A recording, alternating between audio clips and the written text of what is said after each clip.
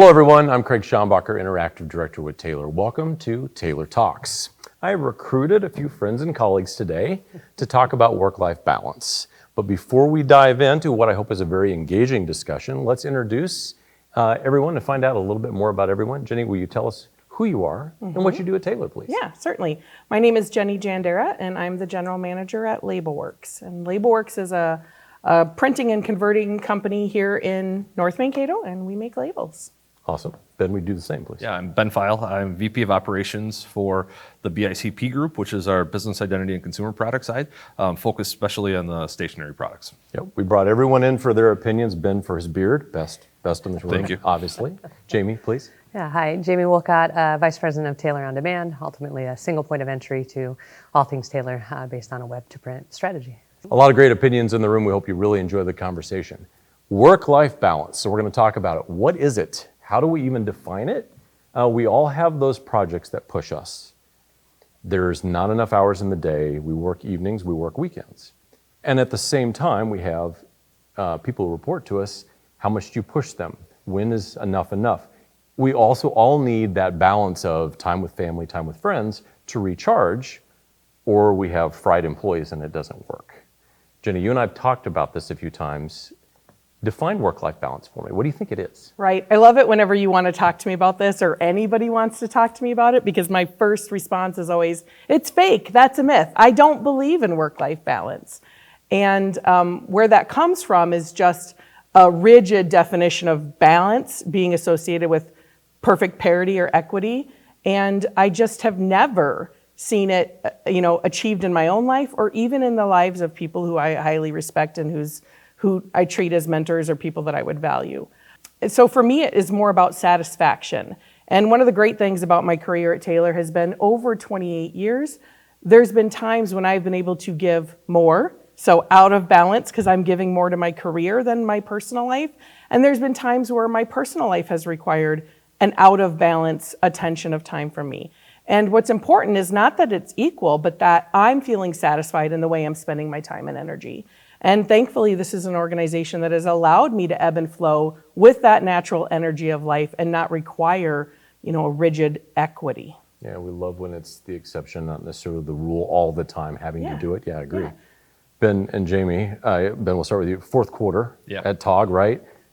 Hours, all of it's due. It's all very critical and important. And at the same time, there's probably some balance the rest of the year, or is there? How do you define it? Yeah, I would say there's definitely balance the rest of the year, right? So I don't look at it so much of what I have to do during fourth quarter. That's a job, right? That's what you got to show up and do during those time frames. And you have to kind of compartmentalize it, right? I need to do this now, which gives me then flexibility to do things differently throughout the rest of the year, right? So even with my employees, they have something that they want to take off for a couple hours. Go, get out of here, go do it. Even during peak, when we have stuff going on, you still need to step away and spend time with your family. So, because it is the holiday season, people have, little pageants and stuff going on. Get out of here, go see your family, go be with your family, right? So that's a big one for me. And I always tell my employees, family first. Yep, that's where it needs to be. Yep. Jamie, you have a team of salespeople who are always talking to customers, right? Yeah. So it may be a different model, or is it? To Ben's point, sure, it is a job, but it is the lives and well-beings of both our colleagues and our customers, right? And so there is an additional layer of pressure. The thing about balance is balance doesn't come without effort, right? Whether it be a gymnast on a balance beam or in justice or anything, balance takes intentionality and planning. And so with the team, and even with clients, it is how far in advance can we be talking about expectations, about what's needed, about communication, and just being open and honest about it. Because I think where things get thrown out of balance as a team, right, as leaders, in some ways we choose to accept some level of imbalance because we are trying to create a space of balance and stability for the rest of our employees. But the further in advance we're able to talk about, plan, put in expectations, and those, even with Q4, we did a number of things to back it up with our clients to say calling at midnight is not going to help your cause. In fact, it might put us more out of balance, right? And increasingly, right, the conversation about balance is about both mental and physical health. And so if you want the full engagement of our team, both on the production floor and your sales team, is let's be really intentional about using the time we have to accomplish what needs to get done instead of thinking we can do all things all the time, no matter what, whenever it comes. And so I think that for us, the balance conversation is about planfulness, intentionality, and really thinking ahead to where you can, right, in a world that hands us a lot of unexpected things. So yeah, that's my. Yeah, and I think that's the tough one too that I took a while to adapt to when I was a young leader as well, is you want to be there to answer everything all at once. If you're calling me at 7 o'clock at night or emailing me at 7 o'clock at night, I'm not going to have the answer right now. Let me actually get it in the morning and let's have the discussion the proper way, right? Mm-hmm. So setting those boundaries for yourself is also something that goes a long way. And don't you think you get to kind of know over time where your peak energy comes, even in terms of balancing yourself throughout a day? For sure. Mm-hmm. I tell my team all the time, have your problems in the morning when I'm fresh. Right. Like, let's not have problems at 4 o'clock. It doesn't work out that way, but I know that I am more equipped at solving problems earlier in the day than I am later on in the day. And so sometimes it just becomes an awareness of, I need to table that until tomorrow morning, if it can be, because you know you're going to approach it differently at that time. Yeah. I got exposed to a leader once who said everything is figure outable and it always looks better in the morning. Mm-hmm. So, and that's because we get tired toward the end of the day, right? You're just human. Yeah. I think within Taylor, we talk about the WIG, or the wildly important goal, but we talk about priorities, right? Because again, everything is really important, but I think all of you as leaders know that this is probably the most important and we can agree on it. How do you communicate with employees then so they understand clearly, this I could let slide till tomorrow. Mm-hmm. This I may need to ratchet up, pull a team together, get it done today. Mm-hmm. Yeah, I think a lot of that is the situation, right? And knowing the gravity of it and what the impact is on the overall business, right? If it's, hey, I have this one order that I need to get out right now, well, we're past shipping cutoff time or anything, I really can't do anything with that until the next day, right? So that's getting, people like Jamie and her team involved to have that conversation and be able to give the customer the answer that they need to understand, hey, we did what we could today, tomorrow it will go off and here's why. I think too, it's consistently showing up with a vernacular of priority that reinforces the same decision making each time, right? When we react as though everything it's like, okay, fine, Ben, oh, we got to do this now. Oh, Jenny, we got to do this. Oh, I've got this email over here. And if I'm doing that to my team, that's going to cause that imbalance too. And so, we meet weekly on Wednesdays as a team, and we talk about, for the year, what is our theme, right? And the ease of access. And so, that leads to client priorities, to then decision-making priorities, to what I'm going to bring to Ben, what gets run up the steps or not up the steps. And some days as a leader, you've got to be the one who eats something that is important, but I've already told my team I'm helping protect the space of efficacy and an ability to balance, whatever that might mean today, by staying clear on that. And if we can't do that as leaders or as a team, then everything becomes completely out of balance and nothing gets done well. Well, if everything's a fire, nothing's a fire. Correct. Right? Yeah. What you're talking about is declaring our priorities for our team so they understand the context in which we're going to make our decisions. What's our oath? What's our priority? That could be for the day, that could be for the week, that could be the way you approach leadership in general. And then I always like to layer onto that, telling my team what my goals are and not just what their goals are. So that they know as things are shifting why I'm behaving the way I'm behaving or how I'm prioritizing. It's because I've got this kind of set of rules over here, how I approach the world, and then I've got this set of responsibilities over here, the things I'm accountable for, and you're seeing those two things interact in the way I'm showing up, the questions I'm asking, the things I'm looking for, the way I'm supporting or not supporting whatever you think is a priority or an urgency. Mm-hmm. It just allows for there to be transparency around why we're making. Now, we have to still declare our intention all the time. I think we can't just assume that, well, I told you what my priorities are and you know what my goals are, so therefore you should know. Mm-hmm. But it gives you framework to constantly reset toward. And I think that's what I understood in the way you were talking just now. Yeah. And I like that public declaration too, because it allows the team to also poke you back when you do get off track, right? When I do something, I'm like, actually, look over here. They're like, Jamie, hold on. Yeah, you're not back aligned. over, right, you back over here. And because that, going back to that concept of balance, it really, when you're operating as a team, and I think you're operating as a balanced team, is the only way an individual can find their way to that work-life balance, because it is holding me accountable, holding each other's accountable in a positive way. And I know the word accountability can be scary at times, but we try to use it very intentionally on our team as a positive way for us to grow with one another by saying, didn't you say we were going to focus on this? Or didn't you tell me that your goal this year for your, I always talk in 3 different goal categories with this person, role, and system, right? So what's your goal as a person? And that's your balance, right? Like, what do you need to do? What's your goal for your role? And that's what's your goal for this system, right? Or as we operate as a team or within Taylor. And that way we always can come back to that and say, hold on, are we out of balance? Are we just focusing on the system? You have this personal goal about spending time with your kids or volunteering more at your church or reading more books, and I want to make sure you're talking about that as well. So I think it's also, in the uniqueness of Taylor, right? And the space where we do care about each other's family in many ways that allows us to slow down and have those conversations where I do feel like there is some more permission to do that, but reminding myself, and I get to work with leaders who I know also prioritize the human nature of the folks that we're working with. So Yeah, you both actually said some things that got me thinking a little bit differently about balance too. And because I get the ability to work with so many different plants, right, and see the different workings on how they all do. I can remember sitting in a meeting with one of them, and they were talking about things, and it's like, look, guys, this is not part of a priority that we need to focus on as our business, right? We know what our goals are, that Taylor's expecting us to hit at the plant level. We know what our customers are asking for from a service and quality standpoint, and we know what our employees are asking for. If we're not driven by those 3 things, that's not a priority in our business, right? So just framing that back up for people is a big one. What is not unique to any business, Taylor or external, is everyone is a bunch of individuals, right? Yes. So I have my day where, Jamie, I'm fried right now. It's been a long couple weeks. I need to do this. I have a family emergency. How do you all take time to read individuals and know that everyone has a breaking point or has a whatever, where we've been at the end of the marathon? Take this afternoon, take tomorrow, do what you need to do, because now you're going to be better for me the next week, the next project. How do you do that? Yeah. Well, it starts with people. It always starts with people. So when we talk about declaring priorities, it's always employees, customers, and then I say Troy. Troy's my boss, but he represents he represents everything administrative that I'm responsible for. Okay, so I swear, Troy, Ben I'm not is deep. mine's employees, customers, Ben. Okay, there you go.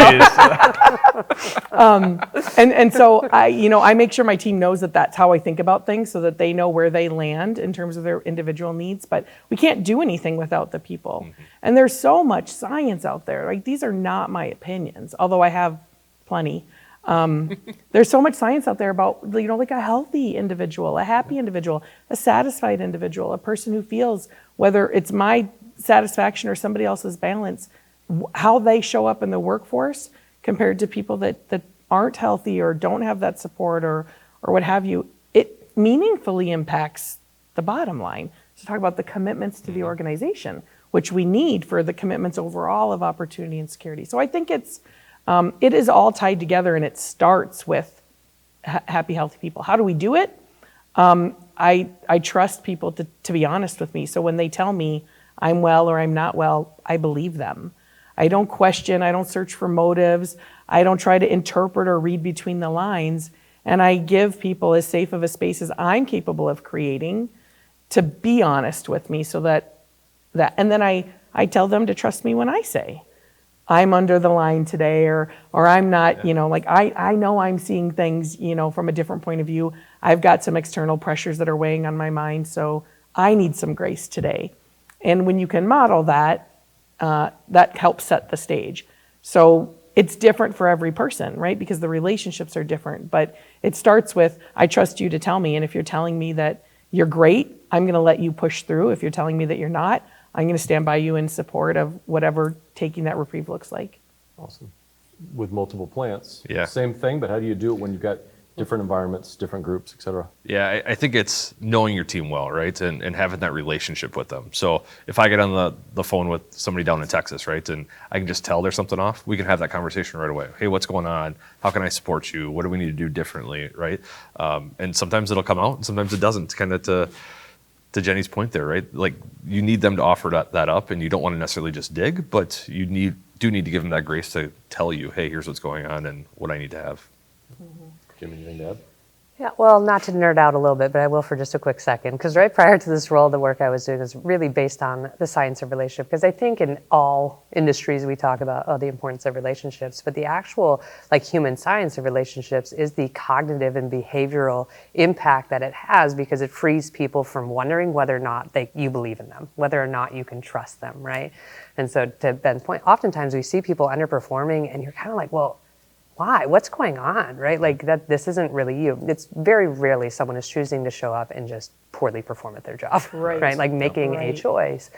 And what frees them from having to hold that internally is knowing that you care enough to ask questions here and there to find out. And to say, you don't have to tell me the details, right? You don't have to come and tell me the details of your life and it's falling apart or whatever's happening, but to come to me and say, I can't perform at my best right now. And to know that I'm not going to say, that's a choice, because that isn't a choice ultimately, right? The choice is first for me as a leader to be clear what my expectations are, and that you do it today, you do it Monday, you do it Tuesday. I don't care as long as we get it done, and I know that you're going to do it better as long as you can do it with openness, belief, and a true care. I mean, it sounds sometimes can sound really like, ooh. I want to come work for Janie. When I step back and I'm ready to kind of take a different phase, I'm going to see what openings you have on your team. That's right. Like, do you kind of feel like you're cut from a little different cloth, that you're leading in a way that's different and connects with people differently than the way you've seen, leaders around you operate? Yeah. Both of you. Right? Yeah. I mean, I think, again, I just passed my 2-year anniversary here at Taylor, and thanks. And I had the opportunity decades ago to work with you, Jenny, which was good. And I do think that sometimes I can even feel imposter syndrome just in my leadership, in that there is a layer of very high expectation, and my team knows that. It's often, though, and I'm also a product of Sue Lund, but it is ushered in by humanity first, right? Is I can only have high expectations if I authentically understand who you are and what you can do, because I can set revenue goals all day, every day for fun. But if I don't know that my team knows that they can achieve it, and one habit that I have is always ending every one-on-one or conversation with, and what do you need from me? Right? No matter what, that's the last conversation we have, which isn't what do I need for you, but it is, okay, based on what we talked about, what do you need from me? So that they always know that door is wide open. But yeah, it's thrown some people. One of my reports came to me and she's like, you know what, I learned, at first it was really uncomfortable because no one's asked me, a leader's never asked me what I needed from them before. She's like, so now I feel comfortable that I can do that. Does she show up with answers now? Yeah, I love that. Yes, yep. That's what you want to do, right? As a leader, you're like, let me help you get the barrier out. Yeah. The question I wanted to ask all three of you, and it's the one, my personal 26 years almost Taylor for me, during the summer, because Minnesota winters suck, right? And you get to the point where it's a Thursday, the first couple days of the week, I put in plenty of hours, and it's 80 degrees outside, and you might catch me at 4 in the afternoon. I'm gonna go bike a little bit, get away, clear the head, and then check some emails later, and my Friday is gonna be amazing. And I kind of know my internal clock, like, yeah, I just need to do that. So I'll block off time. That's my tip and trick. Like, it's time. If I don't book at least once a week, I don't do it.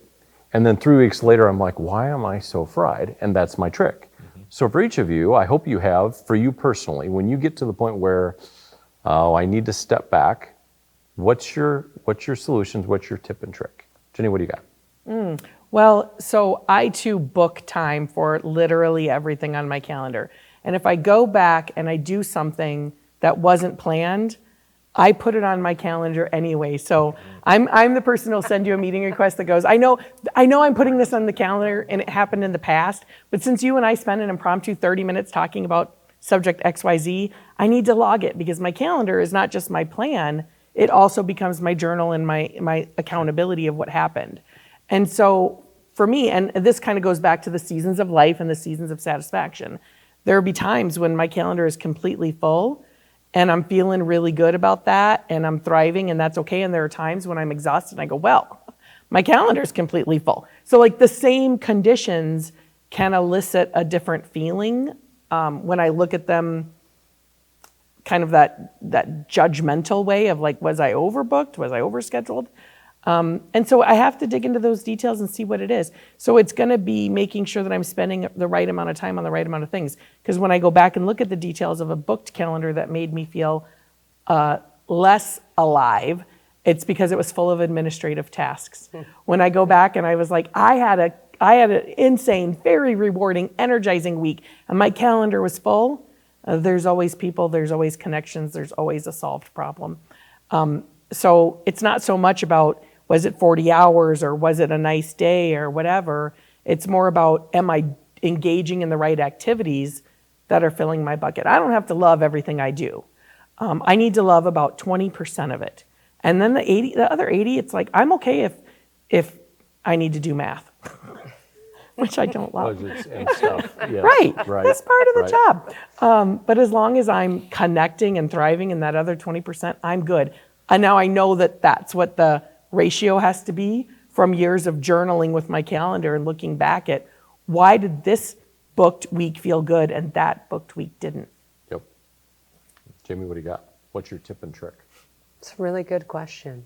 I think one piece, I now have a 3.5-year-old at home, and one piece of permission I've given myself is when I leave and go home and I'm with my child, that I put my phone away. And that's hard.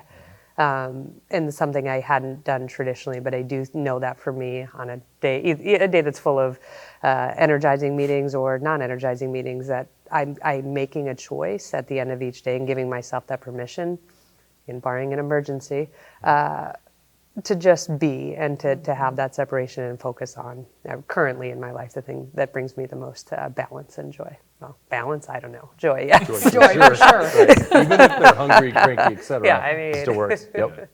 Ben, what do you got? Yeah, I mean, Jamie knows my schedule is crazy most of the time, and a lot of times I will just try to protect time too, right? Otherwise, I can't accomplish what I need to accomplish in a day. So similar to you too, Craig, right? If it is great and I have some holes in my schedule, I'll move some stuff around to go enjoy that too. But unlike Craig, I enjoy the winter. I will go out ice fishing as well. So I kind of get it all year. You're allowed. There's nothing wrong with it. Last question, unless somebody really has a topic they want to introduce into this, is it's a Taylor question, like what can we do better? But I want to also just reach out to organizations as a whole. If you were to take a 1,000-foot view, what can organizations, businesses, companies do better to make sure employees are fully engaged, can excel, but at the same time, the flexibility to take a breath, et cetera, to try to achieve the myth, the achievable work-life balance. Jamie, how do we do that? How do we empower organizations? How do we collaborate? What do we do to maybe have the best of both worlds? The simple answer is you can't create space for people to do things that you can't lead yourself, right? Which is, if I'm not doing it, if I'm not modeling it, it makes other people believe they can't too. You know, there is complexity in this conversation when you're talking about office jobs and manufacturing jobs too, right? Like, Ben, the folks on the floor, both your teams, they can't just suddenly be like, JK, I need to walk away and go biking for an hour, right? Yep. It's nice, but they can't.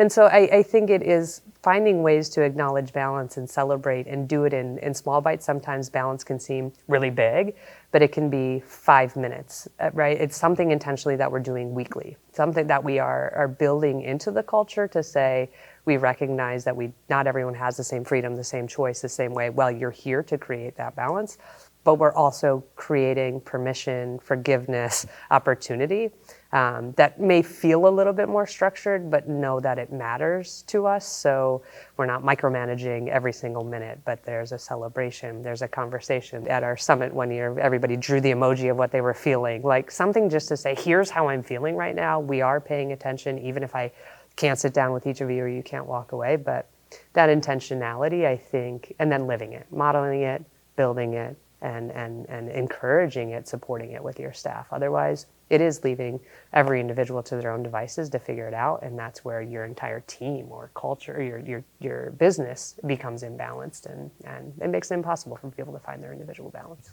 Ben, can we do things better at Taylor to achieve and help people communicate? Do you think we're there? Any thoughts? Yeah, I think if we had the answer, it'd be $1 million answer too, right? It does drive me nuts when I know people are past 5 o'clock or past 6 o'clock in their time zone and they're still sending emails. Or if it's super early in the morning, Drives me nuts, guys. This will be there the next day, right? So it's, Ben, I think you sent me an email at like 6:45 this morning. you probably did, yeah. We did say you can go ice fishing probably if you did. get back online later and send those emails. Exactly, right. So that's the point of like, we're talking out of both sides. Yep, right now. we sure are. But there is that piece of they need to figure out how to disconnect too, right? And go out there and enjoy their life. And like Jamie said with her child, right? That's her joy. What's their joy? Going out there and actually finding that and embracing it. Yeah, I think if it comes down to one thing, it's making sure that all leaders, and we can do it, but I think you spoke a little bit about, we have a little bit of flexibility in our role that's really different from a call center agent or a frontline manufacturing employee. And so it's one thing for us to say, oh, take that Friday and go for the bike ride. It's another thing when we know we can't always allow that for every role. Yeah. So for me, it's not only us as leaders, but every frontline leader in our organization, and in any organization, knowing what motivates and drives each individual employee. And knowing that at a straight, so there's things we can do as leaders that we can all do, but ultimately we need to be flexible to what each individual employee needs. And you can't do that if you don't know what that is. Mm-hmm. And so it's talking, because the job, career, calling framework of why people work, yep.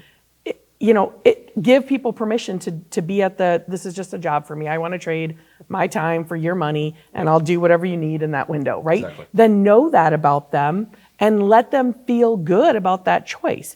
And when it's a person who this is their calling, let them send emails at 7:00. That's doing something for them. And make sure that everybody who reads that email the next morning and sees, Ben sending emails at 7, that they don't feel that that's a message, that's the expectation for them. Correct. You can't say things like that with guiding principles or core values or town halls. A frontline leader has to have that trust to say that to a frontline employee and have it be believed. Mm-hmm. And so I think what every organization can do then is make time, set the expectation for your frontline leaders to have that as one of their job responsibilities, not a thing that they make time for if and when the work gets done.